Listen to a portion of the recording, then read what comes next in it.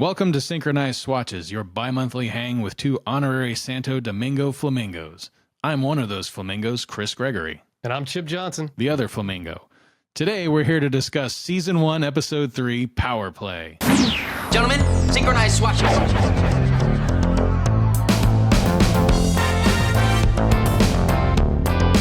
Not a problem.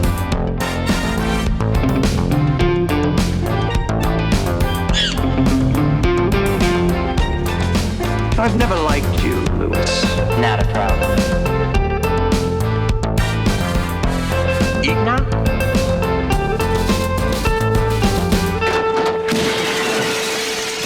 Clean out your locker. You're finished. I went out to Shenandoah last weekend, the weekend before last.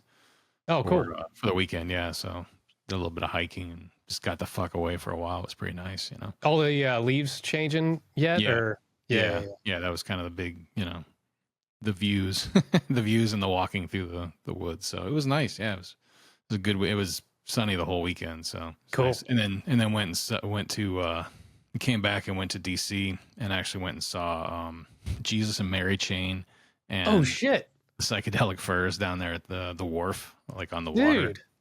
Yeah, I was like, I mean, like I'm familiar. You know, I've never been like. You know, I don't own any albums or whatever, but yeah. Psychedelic First Show was really good. Like they were all good, you know, they're both really good, but their performance was really good. I was like, this nice. is, yeah, it was a good show. It was fun. And I guess it was opened by Frankie Rose. So that was actually pretty cool as well. So anyway, yeah. Cool. Yeah, I love Jesus and Mary Chain, man. Head On is a great, that's one of my favorite songs, man. Yeah, it was a good performance. I mean, it was, you know, it was funny because it was like, it looked like some, I don't know. It looked like some dudes who had some age on them, or just like going, you know, they were putting on. I don't know how to say that. They're putting on a good show, but also it wasn't like they were bouncing all over the place or anything, you know. But yeah, it was really good. I was impressed, and it was a nice venue. There's a place called the Anthem that's down on the wharf, which I'd never been to before. Yeah, how are things out there in Los Angeles? Good. Yeah, you're talking about the leaf changing. That is one thing I do kind of miss. Like living out here, there's really no seasons, so. Right. Obviously, there's no, you know, changing of the leaves like back home. But so I do miss that kind of. But I mean, the weather's, you know, it's still mild out here, and like I said, we've just been working on shooting some videos with Dawn, doing her vegan and gluten-free baked goods and stuff, and we're gonna put up a little YouTube channel for her, help promote her business and stuff like that. So yeah. All right, we want to dive into this episode 3, season 1. So Power Play, or The Competition Never Sleeps. The competition never sleeps. Die Konkurrenz schläft nicht. This episode originally aired on September 16th, 1990. Would you like to hear an interesting anecdote about that specific date? I would, actually, yeah. Something I just discovered about 10 minutes ago when I was searching to find out what else happened on September 16th, 1990. Would you care to guess what the number one song on the charts in the United Kingdom was on September 16th, 1990. Oh, September 6th, 1990. In the UK? In the UK. I can tell you that number 2 was Groove is in the Heart by Delight. Nice. But number 1, yeah. I don't know that you're going to guess it. I have no clue. Okay. Number 1 was The Joker by Steve Miller Band. A song released in 1973. Was it because it was in Reservoir Dogs? It was in a Levi's jeans commercial in the United Kingdom at the time, and that caused it to go all the way to number 1 on the charts in the United Kingdom. Crazy. Yeah. I thought that was very strange because I mean, "Release Me" by Wilson Phillips was number 1 in the United States, which is contemporary, but that's really crazy. Like. I guess Reservoir Dogs was what, 91, 92? Something so maybe like that was a little too early. So now I think about it. But, you know, it's weird when things like that happen. Like, that happened recently with the Kate Bush song. That's right, yeah. Running Up That Hill. Because of Stranger Things. It's like hit number 1 for the first time since it was released in the early 80s or whatever. So yeah, it's weird when things like that happen. Yeah. Anyway, okay. So Parker's place atop Santo Domingo is challenged by the arrival of a new student who bears a striking resemblance to Parker in both charm and social savvy. So, for our opening segment, we have a POV inside a washing machine as the door is open and Parker opens it up and looks inside and asks Shelley, who is off screen, if she has seen his new pair of jeans because he has a date that night. Then, in customary fashion, the door closes and we see credits on the screen. When it reopens, Shelley is loading a pair of jeans in a very mischievous way into the washing machine. I believe she ties them into a knot. I thought she might be tie-dyeing them or something with the way she did that, but it was kind of weird how she did that, right? Yeah, yeah. I don't know if that was to try to cause the pattern, because in the next shot, she is pouring bleach into the washing machine all over these jeans. So my assumption was it must be to just like really fuck them up, you know? Yeah. She opens the door, she dumps bleach into the washing machine and turns the water on and says, "Bye-bye, blue jeans." And then the door closes again. And then you hear in voiceover Parker say, "Are you sure you haven't seen my jeans, Shelley? Your Depeche Mode tickets were in the pocket." And then the door whips open and Shelley looks in and screams in horror. And then the door closes and we get our title card. I feel like there's so many references to Depeche Mode in this show.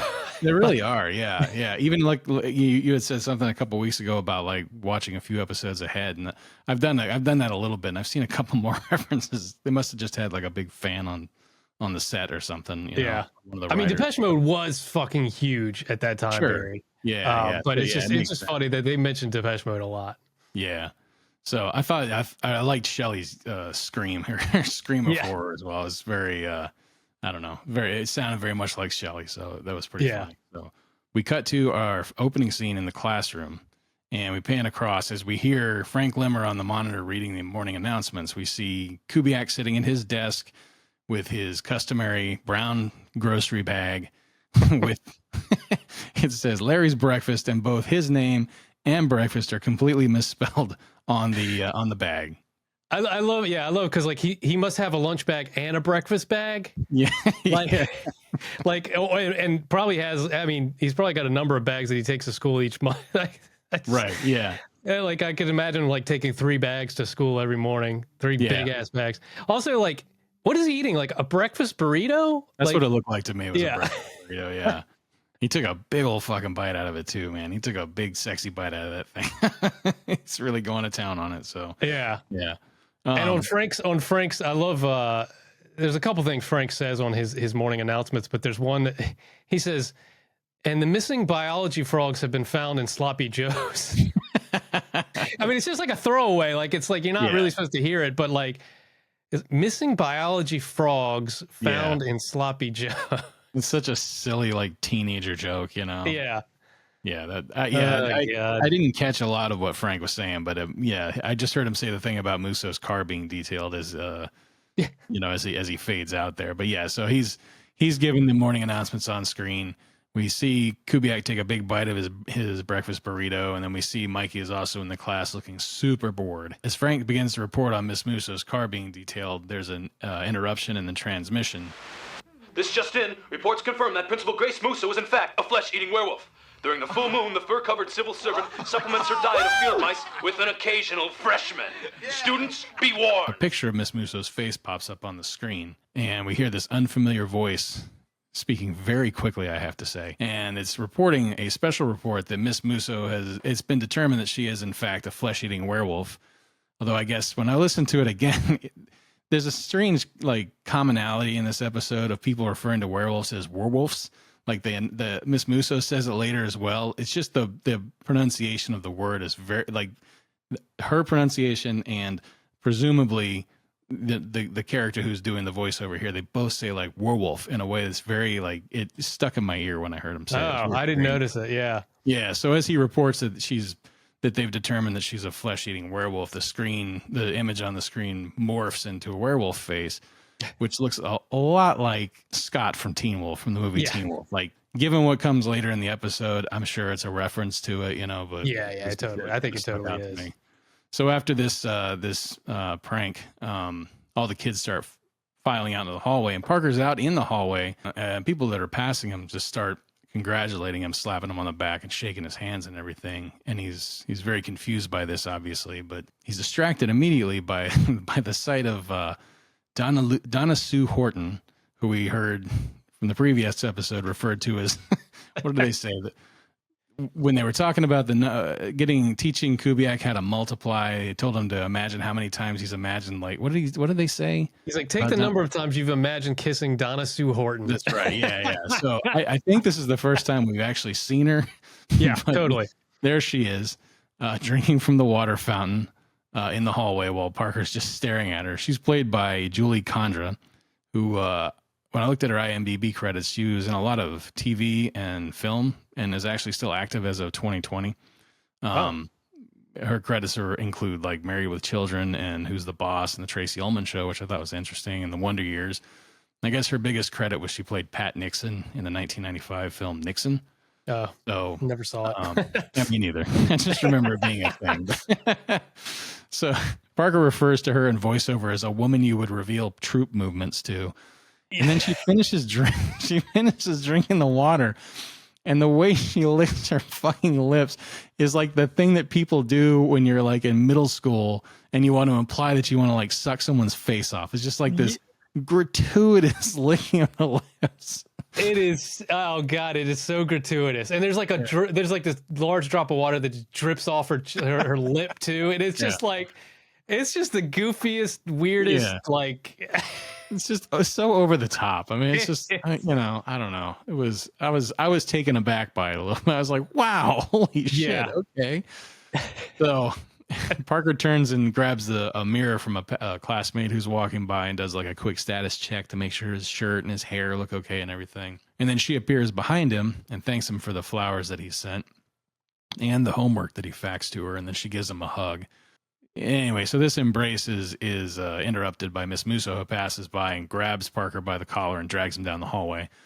So next we're in Miss Musso's office, and she's in the process of taking mug shots of Parker with the theme, with the Dragnet theme playing in the background, which was pretty funny. It was only a matter of time, Lewis, before you got sloppy. Sloppy? You left fingerprints all over that videotape you used in your infantile little werewolf stunt. So she accuses Parker of the werewolf stunt, and claims that she found his fingerprints all over the tape.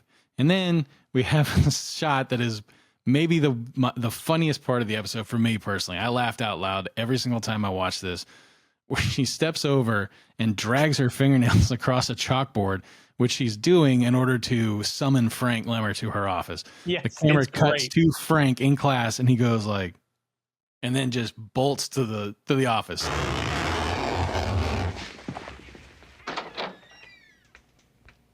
Thank you, Lemmer. Just the idea of her, she's using her fingernails across a chalkboard to summon Lemmer was just, I don't know, it made me laugh. Yeah. So he arrives in the office carrying 2 sets of fingerprints on projector transparencies, and she claims that when they see that the prints match, Parker's days of natural sunlight are over. And then Frank lets out this very strange little giggle, like and then he's so pleased. He's so pleased. Yeah, it's so awkward. And she looks over at him, and then when she turns, she sees that the prints don't match that are up on the transparency thing on the board. Yeah, I like that. I mean, it's like the transparency thing that the doctor sticks X-rays up in. Yeah, she just happens to have one in her office. Yeah, like everything else, she just happens to have that. Yeah, it's just there. Like the Parker diagram of remaining organs. Like this. Yeah, or the shred-o-matic or whatever. One of those X-ray viewing boxes up on her, and she slaps the fingerprint transparencies up. But of course they don't match, so she has to let him go. So after she sees this, the door flies open, the window smashes, and then she screams, "Find me someone to expel!" as Parker walks out of the office. So then we cut to the I don't know, would you call this what would you call this? I refer to it as AV room in my notes just as a way to keep it straight, but I don't know if it's their clubhouse or something or I would call it their clubhouse because it's that room that I think it was the last episode when they were the taming and grooming of Kubiak took place up, and they said there is a room above the boys' gym that no one knows about that we've made our own, but that's why they've got a couch in there. I mean, they got a whole bunch of furniture, posters all over the wall, all kinds of AV equipment. Like this is where they go to do all their work. Yeah, do all their schemes and everything. Yeah. So in this room, Parker's sitting at the monitors watching the Teen Wolf video of Musso's face transitioning, which he seemed very impressed by. Yeah. I'm not a film guy or a video editor, but it didn't look like the most difficult thing, even in 1990. Yeah. I was like, okay. I mean, maybe to a high school kid, it seemed really fucking cool, but I mean, he literally thinks coolness, you know. And it's like, yeah, really, I don't know. It's kind of neat, I guess. I don't know. I'd be more impressed with the fact that he actually patched into the system and broadcasted over the school, you know, than the actual CGI work or whatever. But yeah, so he's looking at this and admiring it, and then Mikey and Jerry come running in. You're unshackled. You're free. How'd you do it, sir? Wait, don't tell me. Let me guess. Musso excuse number 327. Indisputable evidence of an evil twin? No way, too common. Then how? The most bulletproof excuse of all. I didn't do it. Très crafty, sir. And Parker tells him that he had the best excuse that there is, which is that he didn't do it, although he'd like to shake the hand of the man who did. And we get a smash cut to a close-up of Parker Lewis shaking hands with the man who did it. He introduces himself as Matt Stiles, which is another reference, we believe, to Teen Wolf. Stiles being Scott's best pal in that movie. Matt Stiles is played by Kevin Wickstead, who, I guess when I was looking at his credits, I guess his most notable role was in the movie Lucas. He was an actor in the late 80s and early 90s. I don't think he's done anything in quite some time, but among his TV credits were the very 80s and 90s TV series Newhart, Hunter, Dragnet, Growing Pains, and 21 Jump Street. Parker and Matt Stiles are shaking hands in the hallway, and he's congratulating Stiles on this prank. Stiles says, "I'm just a new kid trying to fit in," and apologizes if Parker got bitten by the werewolf stunt. He says it there too. Werewolf. That's the second time I heard it. Yeah. So Jerry refers to Matt as Mr. Stiles, to which Matt responds, "Please call me Matt." So in typical Jerry style, he says, "Okay, Mr. Matt." And then Stiles offers to take heat for the prank, but Parker says, "Not a problem." At this point, there's a transition to the hallway, a scene in the hallway of the three of them walking down the hallway discussing business. The first few times I watched this, I thought this was the next scene following immediately from that previous scene. But actually, when I watched it one more time before recording tonight, I realized they're all wearing different clothes. So I was thinking, how the fuck did they go from this conversation with him to the next scene where they're discussing the fact that their football seat cushions aren't selling? Yeah. And then they come around the corner and discover that the reason for that is because Matt Stiles and Shelley are actually handing out football seat cushions in the hallway that have Miss Musso's face on them, so the students can sit on her face. But that was the confusing point for me, because I thought they went from the handshake to they come around the corner and there he is giving away these things. But it's a bad edit. It is a bad edit, because honestly, it is, I guess, supposed to be the next day or another day. Yeah. And honestly, from an editor standpoint, what you would do is you'd cut to an exterior. You would cut to another shot, like an exterior shot of the school, or you would do some kind of cutaway to show the passage of time or something. And there was nothing like that to bridge these two scenes. I was thinking when I saw it, maybe there was a commercial, but even then, that would have been a really strange place to have a commercial break anyway. And there was no musical, implication that there was a commercial break. So I think you're right. I think it was just a bad edit there. So yeah. At this juncture, we have a kind of a montage of Matt Stiles' various efforts to win over the students at Santo Domingo. So we started panning across the various lockers in the hallway that are open. And you see that they all have these hanging pair of Macho Man Randy Savage style sunglasses, which I'm pretty sure I had some of back then. Yeah. They're hanging in the lockers, and they all have a note on them that says, "A gift from Matt Stiles." And all the students appear to love these glasses because they're all wearing them. There's a scene outside where there's a group of 5 of them doing this really weird choreographed dance wearing these things. Some kind of line dance or something they're doing. It's so bizarre. I was watching. I was like, I wonder if this was a reference to a commercial or something. It just seems so out of place, But but looks like a commercial from 1990, you know. So Yeah. So then we see Kubiak leaning up against a tree, and Matt Stiles is removing a splinter from his paw. Yes. Like a big ass lion. Thanks, Matt. You ever need anything, move furniture, loosen teeth, lift car, you come to me. Then he gives Matt Stiles a little playful punch on the chin, which knocks him completely out of the shot. And they even put in a little sound effect. Yeah. They're pretty funny too. After this, we're back in the hallway. Jerry is excitedly showing them his new National Bank of Matt credit card that he got from Matt Stiles. And I love he says, and me with no prior credit history. Yeah, that's funny. Okay, so they're all still standing around in this circle, and a student, as you mentioned, there's a student that approaches Parker and hands him a bunch of cash to repay him for Hammer tickets. And Parker asks how he got the money, and he says a cash advance from the Matt Stiles card. So at this point, the scene freeze frames, and in voiceover, Parker asks, who does this guy think he is? Ferris Bueller? There you go. That was the actual one, right? That's not the... No, that's the Parker one.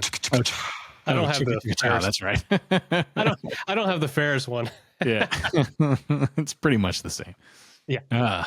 So anyway, when the action commences again, and Miss Musso is walking with Matt Stiles and is clearly enamored with him. And then as she sends him off to class and tells him to have a nice day, she proceeds to gawk at his ass as he walks away. The camera is just like zoomed in on his butt. And she's sitting there like, just like, holding her neck or whatever. Yeah. Just briefly. I mean, it's not very long, but she's definitely taking a peek. It's like that is inappropriate, Miss Moose. Highly inappropriate. It was highly inappropriate. Yeah. So then Matt approaches Parker and asks if he can borrow Jerry, who he refers to as the genius. Parker protests a little bit, but Jerry tells him it's okay. And Parker and Matt Stiles at this point are toe to toe. And Mikey tells Jerry to hold on as they're deciding his future. And Parker tells Jerry that Matt is under the impression that he can say the word and Jerry is his. And Jerry looks at Matt, and we smash cut to the two of them walking together outside. And Matt Stiles is talking to Jerry about how special he is and what a bright and lucrative future he thinks he has. And then he tells Jerry that he missed first period and he's going to have to go to Miss Musso's office in 5 minutes to receive punishment, which has a different connotation in the context of him just having his ass checked out by Miss Musso. But anyway. Totally. I mean, honestly, missing first period, how big an offense is that? And maybe Miss Musso's just kind of leaning into it so she can get him in the office. I don't know. Yeah, there's a lot of questions around Miss Musso at this point in the episode. Yeah, so Jerry's confused because he says, I thought Miss Musso liked you. And then Stiles responds with, as much as she likes discipline. And then Jerry says, you're a dead man. So Jerry gets an idea and reaches in and produces the Rolodex of Musso excuses from his jacket. And then as he does this, as he pulls the Rolodex out, the wind starts to pick up in a very ominous way, and the scene turns black and white. Matt protests, but Jerry insists. And then storm clouds pass overhead. We cut to Mikey staring straight at the camera. Parker appears beside him in profile, and Parker says, I sense a disturbance in the force. It's a great sequence, man. Because I mean, they're in the hallway next to the lockers, and the wind is blowing in there too. Yeah, like blowing their hair. So we cut to Miss Musso's office as Matt Stiles and Miss Musso are walking out of the office, and they're very cordial. Apparently, he's used one of the excuses, and in the background, we can see a repairman is fixing the broken glass in the window that broke earlier. So Musso tells Matt that he won't be punished for missing class since he was delivering food to shut-ins, which I thought was an interesting use of the term shut-ins. I don't think you hear shut-ins very often anymore. You don't. I don't know. That's my only thought was like maybe shut-ins was kind of like a, I don't know, it's like a shell shock kind of thing where it's like, it's a little harsh, I guess. I don't know, but anyway, it's not something you hear very often. So it's one of those things when you do hear it, it's like, oh, that's weird. I haven't heard that in a while. So anyway, after this, we cut back to the AV room, and Jerry's seated under a single light bulb in an interrogation manner, and Mikey and Parker are interrogating him. And Parker tells him that a security breach of this magnitude is no laughing matter, and then makes him ask questions like, why is it so dark in here? And then at which point they turn the light on. Yeah, the lights come on and they back up. And Jerry protested the single breach was meant to help somebody, but the other guys aren't buying it, and they say that he's broken their code and Parker asks Mikey for his recommendation. And in typical Mikey fashion, he says, paint it black, which, okay. Kind of goes. Yeah. It's like, I mean, maybe a little more specificity might help a little, Mikey. I mean, you're leaving a lot of room for interpretation as to what you mean there. But anyway, okay. So Parker announces a temporary suspension of Jerry's security clearance beginning immediately. Slowly and sadly, Jerry removes the Rolodex from his jacket with his bottom lip quivering. Great. It's a great quiver too. Like that. Yeah, it is. It's like a perfect lip quiver. You know, like the bottom chin is quivering too. And there's also like this Spanish guitar motif playing that's like all sad. Yeah. It's classic Jerry lip quiver. I mean, that's one of the things I remember about his character was his quivering lip and the teardrops that would occasionally fall out in both when he was sad or when he was happy, you know, he would a single teardrop would fall. Later in the classroom, Parker's thinking about this conversation he's had with Jerry, and he's wondering if he's done the right thing. He refers to Jerry in voiceover as a consummate sidekick, a combination of Tonto and Spock without the fashion sense. So while he's thinking about, you know, the conflict that's going on, he starts to overhear the teacher's lecture, which has started to become about all the historical achievements in American history, but they're all attributed to Matt Stiles in a very cartoonish way, where like writing the Declaration of Independence or something. I can't remember exactly what it was, but the Emancipation Proclamation. In that way where you get to see Parker slowly becoming obsessed with this idea of Matt Stiles. He looks around the classroom and there's one of his classmates wearing that classic Bart Simpson underachiever t-shirt, but it's got Matt Stiles' Simpsonized face on it, and it reads overachiever and proud of it, man. And then another of his classmates is reading a copy of Teen World magazine with Matt Stiles' face on the cover, and the headline says, Matt Stiles sizzles. So the class lets out, and Mikey catches up to Parker in the hallway, asking him if he's okay, and telling him he has, quote, a Keith Richards flesh tone thing happening, end quote. People have been making jokes about Keith Richards being old for that long. I mean, it's 34 fucking years ago, man, you know? Well, that's the thing. I was talking to Dawn the other day. I was like, you know, we made jokes about the Stones being old as dirt when we were in high school. Yeah. And those motherfuckers are still going now. Yeah. That was always the joke, was about, you know, like, I don't know, about Keith Richards being so old and having abused himself so much in the past or whatever, but like, he's outlived Tom Petty, for God's sake. You know, I mean, it's crazy. So I don't know. It's just funny to hear a joke like that at the time. It's just like, man, he's still going strong, Parker. Yep. Yeah, it's nuts, man. So anyway, Parker looks down the hallway and sees Matt Stiles flirting with Donna Sue Horton, which horrifies him. But before he can respond, he's interrupted by Jerry, who just pops up in front of him to turn in his coat and his glasses. I came to turn in my coat and my glasses. Turn them in? I've accepted a high-level position in another organization. Gee, let me guess. Don't tell me you'll be... working with Matt. It's a career opportunity advancement I can't pass up. No more third banana work for me. I'm a second banana now. There's a very strange shot here where... I mean, you know, they had to do this, I guess, to get this action to work. But like the phone, this phone starts ringing, which I'm sure was very jarring for people in 1990. But then Jerry stands there with his arms stuck out for a couple of beats too long. Yes, it's supposed to be that old gag, you know, where the guy's got a gun hidden with a mechanism in his sleeve, and he jerks his arm, and the gun comes out and he fires. It's supposed to be like that, but it's just it doesn't.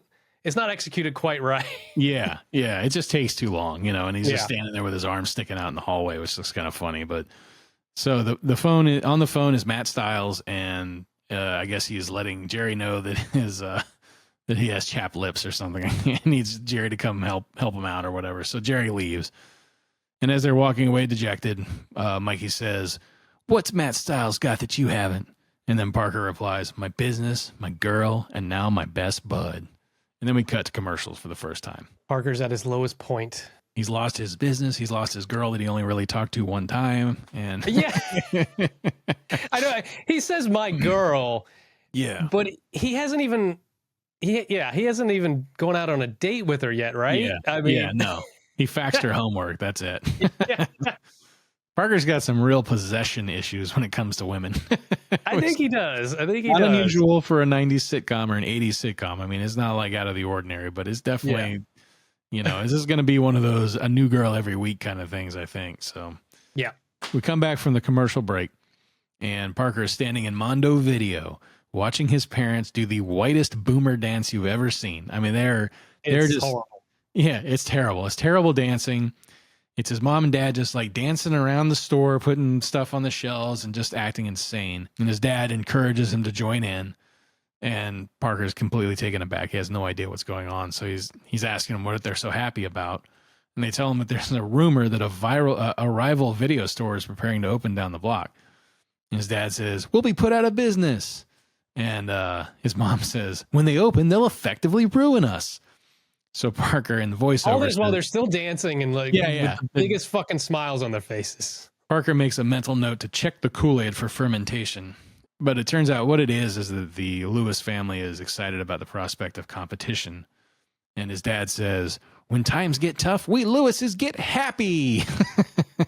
And then Parker delivers another mental note to remember to hide their copy of The Big Chill. We cut to the hallway at Santo Domingo, and Parker has decided that he's going to follow his parents' example and get happy, busy, and tough.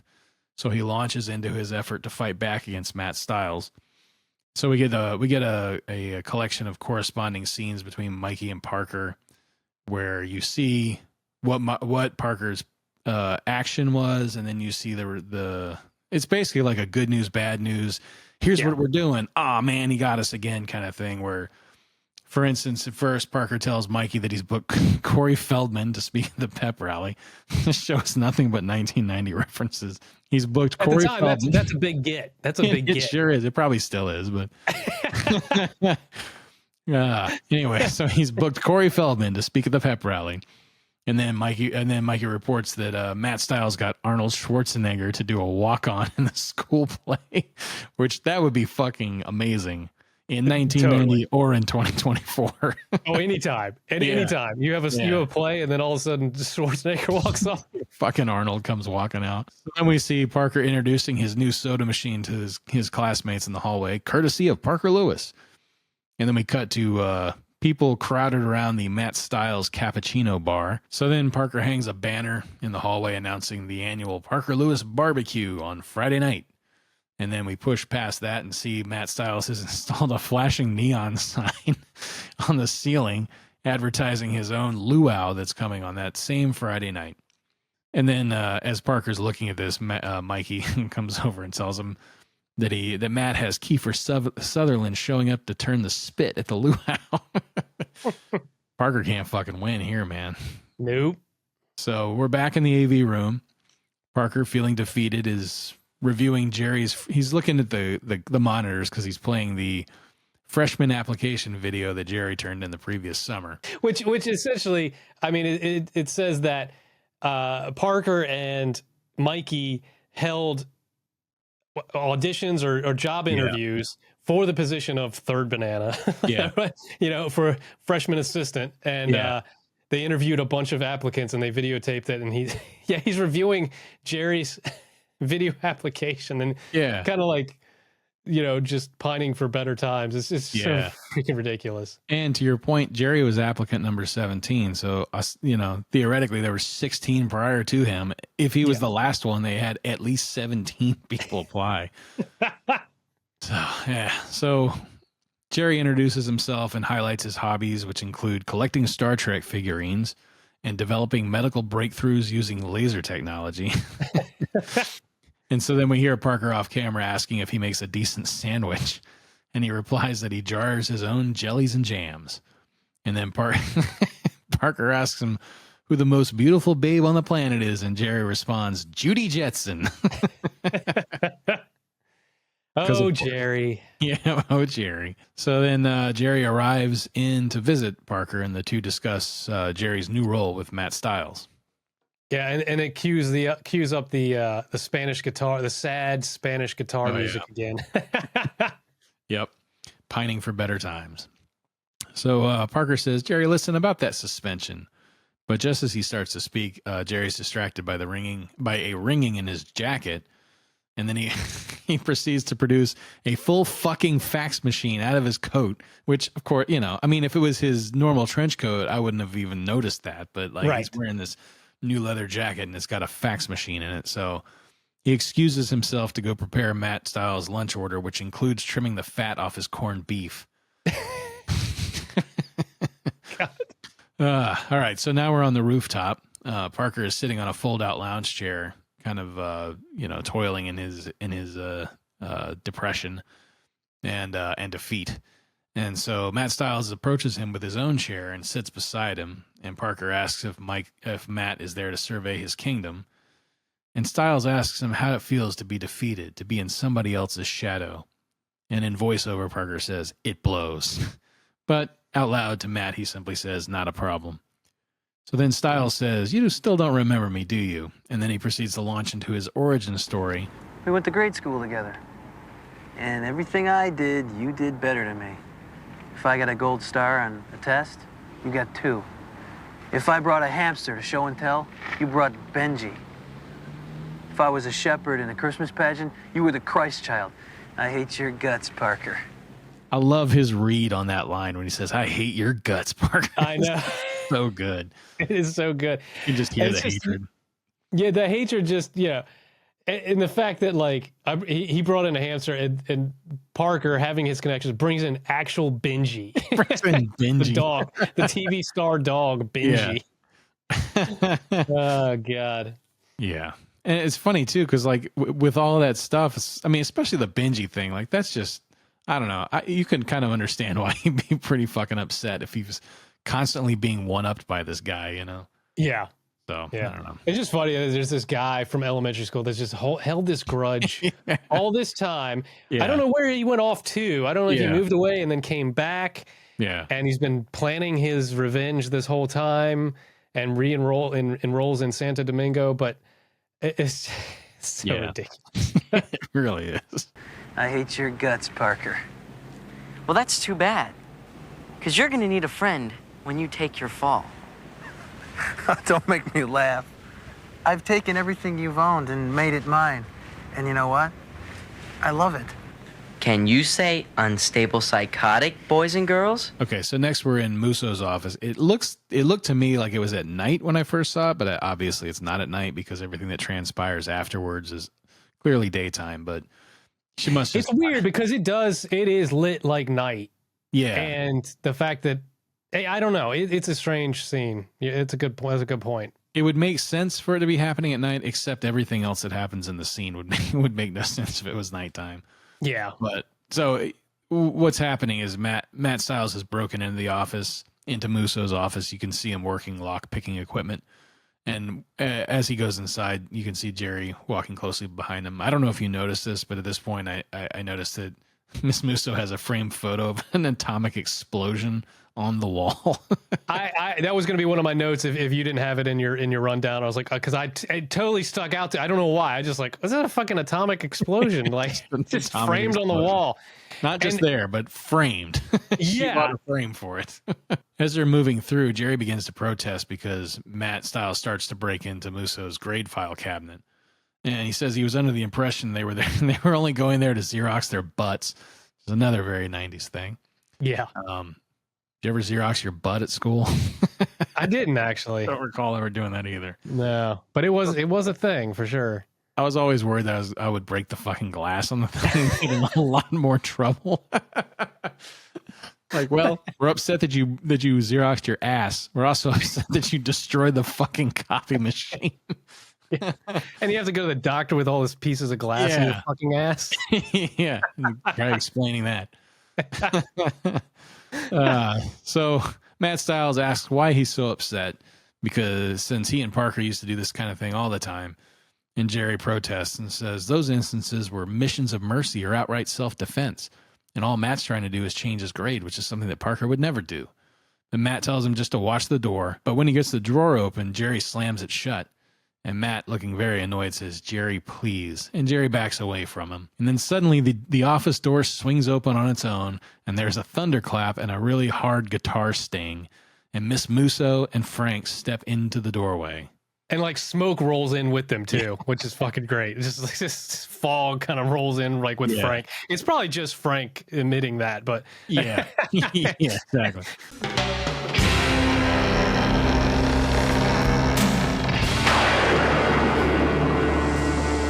So Jerry sees this and he's at a complete loss for what to do. His mouth is agape and he starts doing these silly little hops to turn around. It's so stilted. It cracked me up because he's just like as he turns around. He only gets about halfway around as though they can't see him or something. But as he turns around, he's snatched up by the collar by Matt Stiles, who says, "I got him, Miss Musso."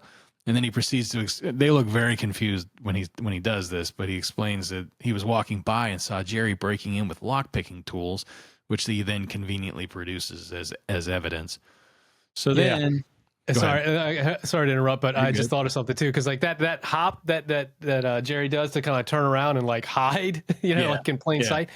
Like I just thought of this, and again, it was from another episode. It wasn't established yet, but there's a future episode I remember where he's in his regular trench coat, and he's in the cafeteria or something against like a patterned wall, and I think a girl is coming that he's scared of, and he like puts his jacket up over his head and goes up against the wall, and like a chameleon, his jacket changes and matches the pattern of the wall. And so like part of me, having seen this is in a future episode, but like now I'm thinking back in this universe, maybe Jerry was thinking, oh, I just got to turn and I'll do my chameleon thing, but he doesn't have his trench coat. He's got this leather jacket on now, so it's not working. I love thinking about how completely fucking nuts this show eventually gets, because it's already pretty fucking crazy. Even in episode 3 or whatever we're on. So wow. Anyway, so we cut back to the AV room and Jerry's pacing around and panicking, and he asks Mikey and Parker for help, saying that Musso is holding a disciplinary hearing that afternoon, and says, "I'm going to spend the next 10 years as a freshman." And Mikey says, "Wow, that's longer than Kubiak." Poor Larry. So they both look over to Parker, and Parker says, "Sorry, Jerry," and suggests that he go talk to his new pal, Mr. Matt. So Jerry turns and leaves dejected. And Mikey says, "Coldness, Park." And then Parker stands up and tells Mikey, "Would I ever let a best bud down?" And then very dramatically announces, "It's Operation Splat Matt." So next we're in the hallway, and Jerry is walking along, pleading with Matt Stiles to come clean, telling him, "You can't do this to me. I was your personal Ed McMahon." Matt assures him he still is, which is why he's getting nailed rather than Matt, which I didn't really understand. I don't know if that's a reference to something or not, but I'd be surprised. Well, I think it just means you're my sidekick. You got to take the fall. That's what sidekicks do. I think was the whole point of that. Yeah, probably so. Here they actually leave the view of the scene. You can't see them anymore, but you can hear them as they're in a stairwell or something talking to each other. So off camera, Jerry says, "I thought you were my friend," and Matt tells him that was his first mistake, which is fucking cold. Yeah, and then totally. He proceeds, at this point, Matt proceeds to audibly and very clumsily confess to the entire break-in while telling Jerry it's his word against Matt's and no one will believe Jerry. Typical sitcom style. Just yeah. He's like, explain your whole plan. Yeah, he says, "No one's going to believe you when you tell them that I'm the one who actually broke in, which I did totally myself. I did it." It's just like that fucking clumsy. Parker then comes strolling out into the scene in front of the camera and turns to the camera and smiles directly at the camera. The biggest shit-eating grin, man. Yeah, Corin Nemec is a master at the shit-eating grin. I mean, it is just amazing sometimes. But next we cut to Musso's office for the aforementioned disciplinary hearing, and we have an overhead shot of an empty chair, and a stenographer is seated off to the side. Very courtroom looking. Yeah. So Miss Musso comes in and announces she's going to hear character witnesses in accordance with school policy. She tells the first person to come in and then proceeds to sit in her chair and put headphones on, listening to a Walkman. And she's enjoying whatever she's listening to, paying absolutely no mind to the proceedings. She actually starts dancing with her fingers a little bit with her eyes closed.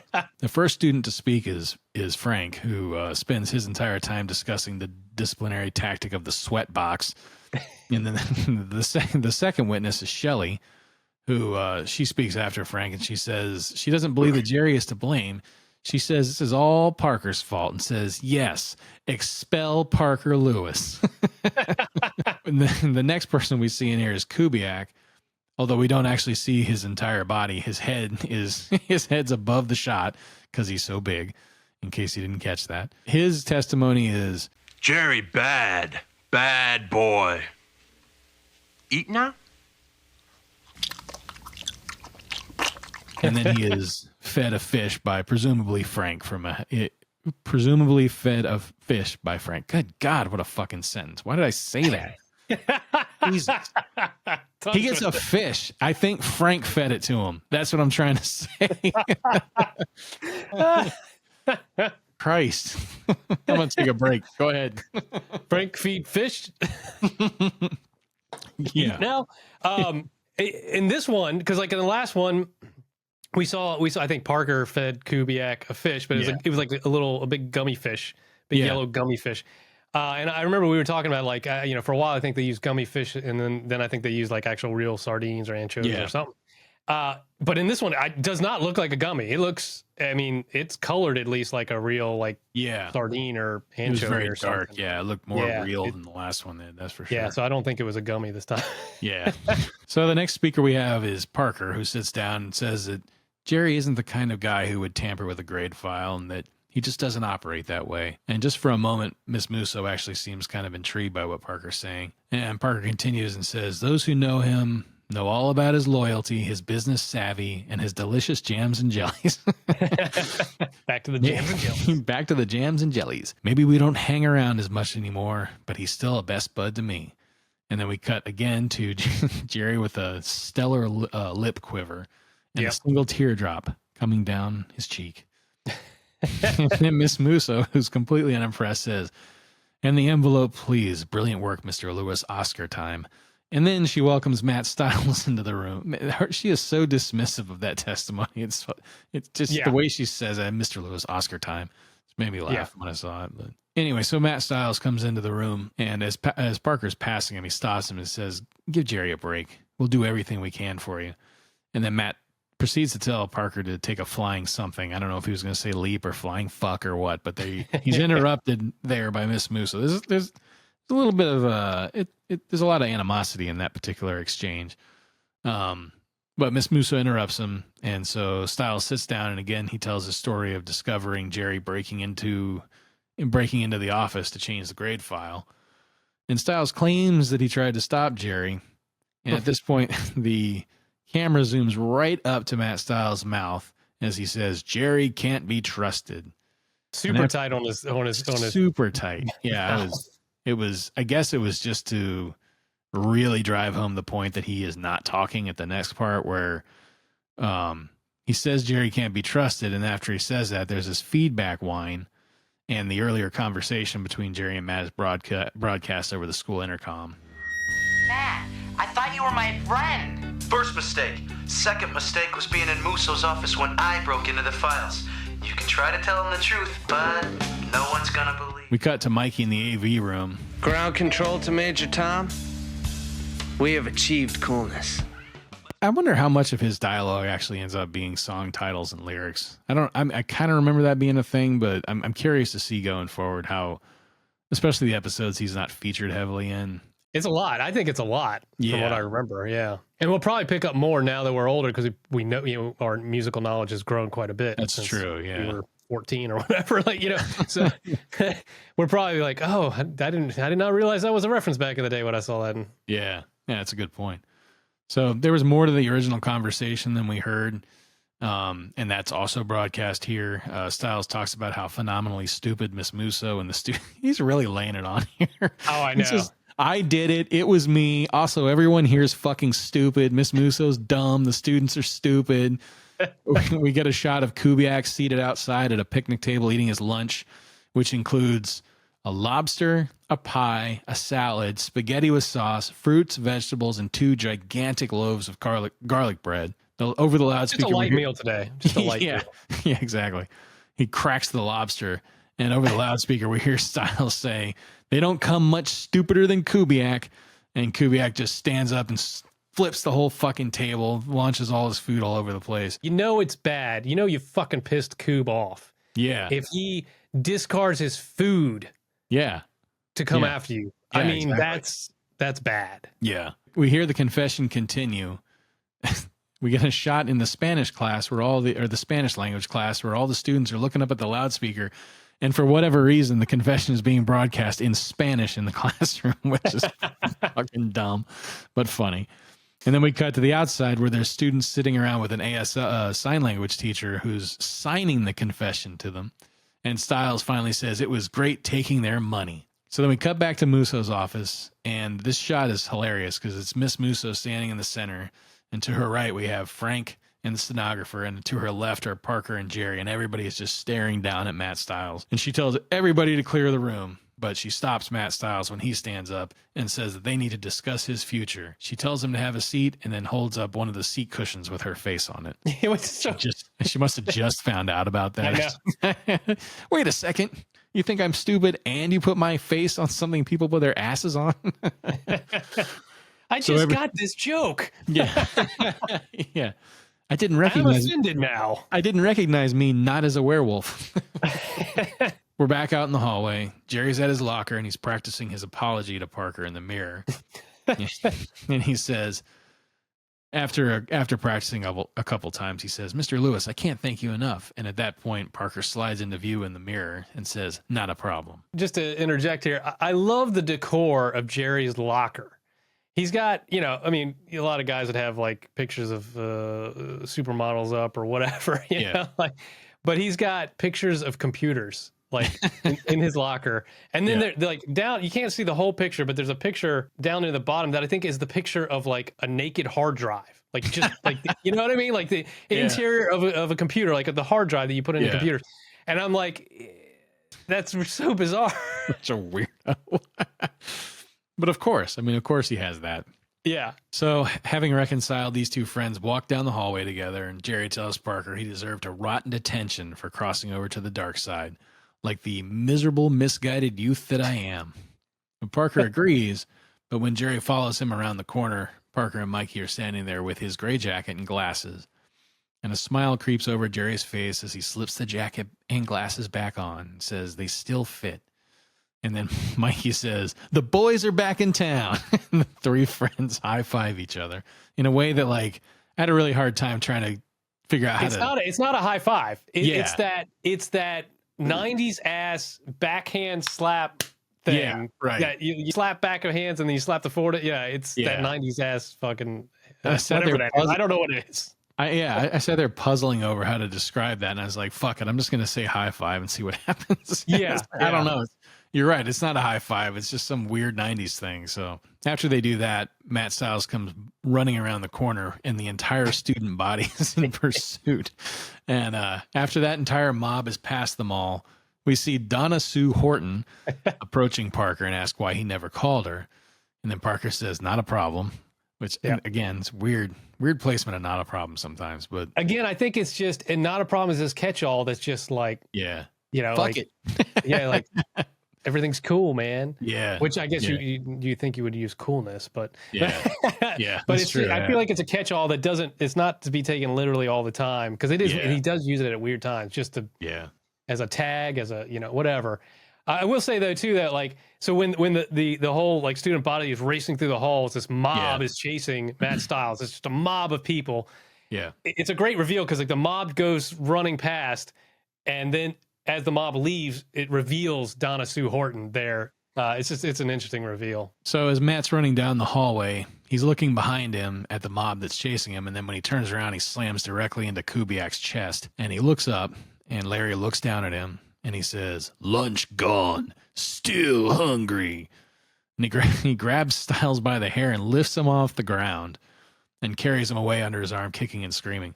And what was funny to me is like, I got not a visceral response, but almost a visceral response seeing him grab him by the hair and lift him, because it reminded me of every 80s horror film you ever saw where they were pulling some fucking decapitated head off, Just, I'm sure it was the same effect, obviously. It's not actually the guy getting his head pulled up, but just the way it looked was like, oh God, is he going to be like a fucking headless at this point?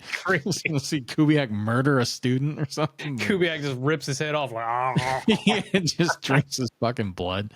And it's funny too, because like, Kubiak is like, "Lunch gone." And it's like, yeah, but you did it, dude. Like, you're the one that, I know you were mad, but you're the one that fucking threw the picnic table over with your food on it. Yeah, you can make that argument to him if you want. No thanks. Hold on, Coob. Wait a second. You don't understand the logic. It's all skewed. So Kubiak throws him under his arms and carries him off, and he's kicking and screaming. And then all the students continue to give chase. I don't know what they think they're gonna do, if they're gonna like knock Kubiak over and then fucking get their licks in on him or whatever. But yeah, I guess I don't know what the hell what their plan is. But as that whole mob leaves, Parker says, "I don't think I should let Kubiak do this. If I do, then I'm no better than he is." And then the camera does this 360-degree rotation that you would expect means something is going to change. But instead, we see Parker standing there still, and he thinks, I guess I'll just have to learn to live with myself.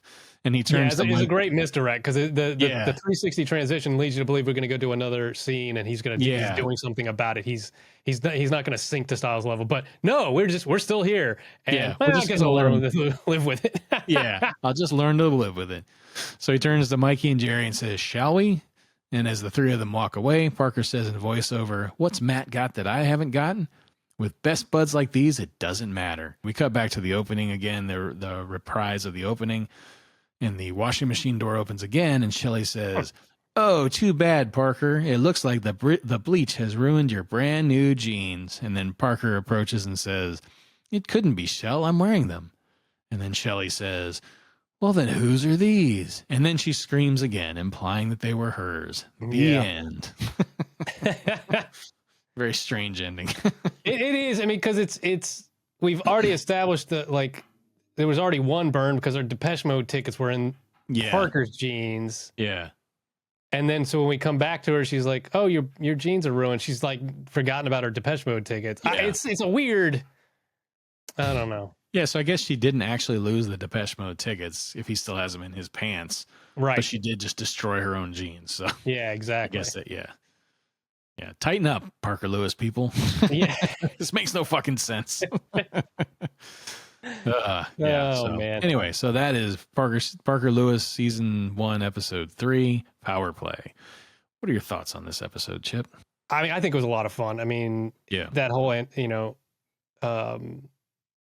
antagonism with Styles and Park, somebody coming into Parker's territory and taking over. It's a well done episode, I think, as far as telling that story goes. I mean, I think that's a common sitcom trope. I'm sure there's episodes of like a Zach Morris episode where there's some anti-Zach Morris who shows up at that school and knocks him off his perch. But I also thought it was interesting. We were talking about last week about them, in the second episode of the series ever, moving on to like highlighting secondary characters. Well, this is the third episode ever, and it's already the second one we've had where there's been like direct conflict between between two of the three buds or whatever. I was thinking that because episode 1 is the conflict between Mikey and Parker, and this one's between Parker and Jerry. Yeah, very early on to be doing that. It's a good way to like build the relationship between those characters, though. I think to like. You put them in conflict, and then they come back around at the end, and it's like, okay, well, you've developed. They're stronger for having gone through that. Because he could just go out every week and be like Parker versus Miss Musso every week, or I totally agree, because it makes for a little more complex character building. I think it was a fun episode. I know there's ones coming ahead that are even better. I think they're just they're gaining their steam. Like you can still see them the show kind of hitting its stride. But I think it was totally a fun episode. I like Mikey a little bit more in this one. I like how they're developing the characters. I mean, they feel looser, this one felt more to me. Yeah, it's only the third episode, I mean, we're just barely starting, but like this one felt a little more familiar in that it is goofy and light and cartoonish basically. And the characters just, I think, like, again, that we've talked about that evolution of Parker, his hair and his shirts. Yeah. It's another increment up, like notched up than it was in episode 2. His hair's getting a little more loft to it, a little more lift to it. And his shirt's getting a little bit brighter. And, I think in a few more episodes, we're going to be full blown Parker Lewis. Yeah. Yeah. And seeing like, I mean, I'm not exaggerating. I watched it again, an hour ago, and the thing with her scratching the nails across the board to summon Frank just made me laugh out loud. And shit like that is what I loved about this show, is that, and like, Jerry with his teardrops and his quivering lip, and the thumb eventually when Musso starts giving the thumb, and it's whatever. I mean, just all that kind of shit is just, you know, it's fun to see it start to take form here, and it makes me, you know, excited to watch the ones that follow this one. You know. Yeah, the chalkboard summoning of Frank is. I mean, that's just building on the Frank lore. You know. Yeah, he's exactly. this minion that you summon, and there's different ways you summon him, and like like a dog whistle, and he's the only one that can hear it, or scratching his nails on a chalkboard will summon him, and he could hear it, and he's from halfway across the school. I mean, that's just the some of the gold of this show, man. Yeah. So the next episode we will be reviewing will be episode 4 of season 1, called Parker Lewis Must Lose. And the synopsis that's on IMDb is: Parker Lewis is a force to be reckoned with in whatever he does, and now he decides to run for class president. When the girl that really wants the position puts her all into it, only to pale in comparison to Parker, guilt follows. For once, Parker decides to lose at something and throw the election against his competitor, Becky Grant. But it seems that Parker Lewis can't lose even if he tries, and his ratings soar higher than ever. Parker Lewis must lose.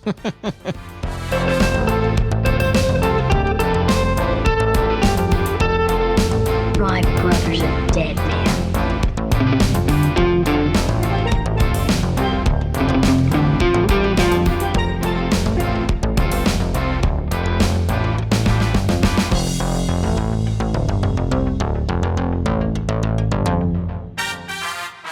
My friend Jerry said you guys were going to do something really neat today.